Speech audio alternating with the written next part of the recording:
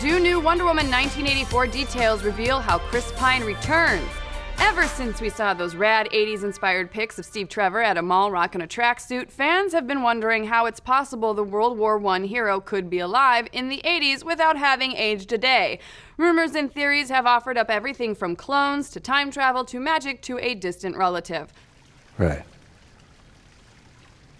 But now, we may have got our first details that give us a big hint of what exactly brings Chris Pine's Steve Trevor back into the action. The scoop comes from an exclusive by the folks over at Super Bro Movies, but since these details are unconfirmed, take this with a grain of salt. Also, take this with a possible spoiler warning in case this all turns out to actually be true. In their write-up, we learned that Pedro Pascal's character is more than just an 80s corporate goon in a nice suit. He's gonna have a major role in bringing Steve Trevor back to the future. According to the report, I see what you did there!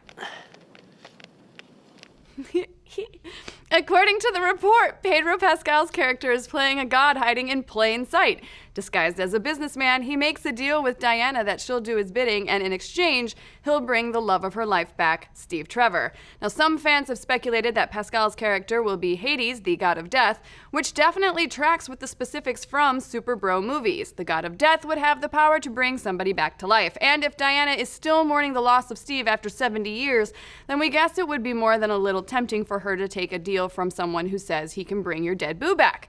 So does Steve Trevor coming back from the dead thanks to a literal Deus Ex Machina make sense in the DC cinematic universe?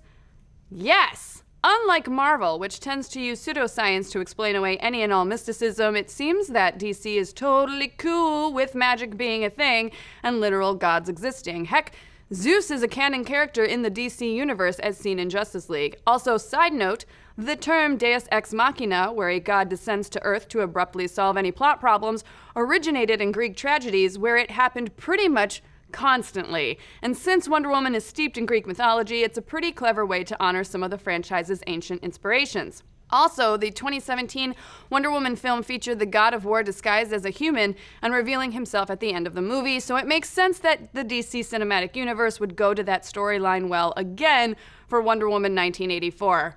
I don't agree with it, but it makes sense.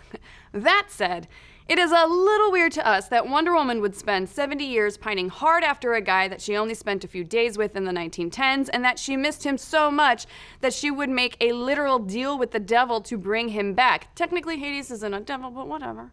We know the film takes place in the 1980s, and Bumble hasn't even been invented yet, but come on. Regardless, Patty Jenkins did such a great job with the first Wonder Woman film, and if all of this is true, we trust she'll find a way to make it work in the sequel. But what do you folks think? Do you want Steve Trevor to come back in Wonder Woman 1984? Do you like that actual gods exist in the DC Cinematic U? And since the film takes place in 1984, what kind of pop culture references are we going to get? Cheers? Yes. Night Court? Yes. Golden Girls? Yes. Let's discuss.